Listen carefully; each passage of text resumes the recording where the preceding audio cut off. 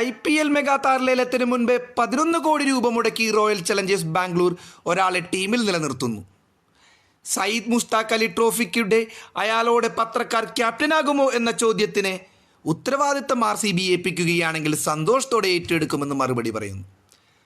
അതെ, ആഭ്യന്തര ക്രിക്കറ്റിൽ മധ്യപ്രദേശിൻ്റെ 31കാരനായ രജത് പാട്ടിയർ ആഭ്യന്തര T20 ടൂർണമെൻ്റായ സയ്യിദ് മുഷ്താഖ് അലി ട്രോഫിയിൽ മധ്യപ്രദേശിനെ ഫൈനലിലെത്തിക്കാനും കഴിഞ്ഞ ക്യാപ്റ്റൻ. പ്രിയപ്പെട്ടവരെ, സീക്ക് സ്പോർട്സിൻ്റെ ഒരു പുതിയ വീഡിയോയിലേക്ക് എല്ലാവർക്കും സ്വാഗതം. അപ്ഡേറ്റഡായ കായിക വാർത്തകൾ നിങ്ങൾക്ക് മുൻപിൽ എത്രയും പെട്ടെന്ന് എത്തിക്കുവാൻ ശ്രമിക്കാറുണ്ട്, പക്ഷേ ആരും സബ്സ്ക്രൈബ് ചെയ്ത് സഹകരിക്കുന്നില്ല. വീഡിയോ ഇഷ്ടമാവുകയാണെങ്കിൽ തെറ്റുകൾ ക്ഷമിച്ച് കഴിയുമെങ്കിൽ ഒരു സബ്സ്ക്രിപ്ഷൻ ആഡ് ചെയ്യുക. ഒടുവിൽ കാത്തിരിപ്പുകൾക്ക് വിരാമമായി.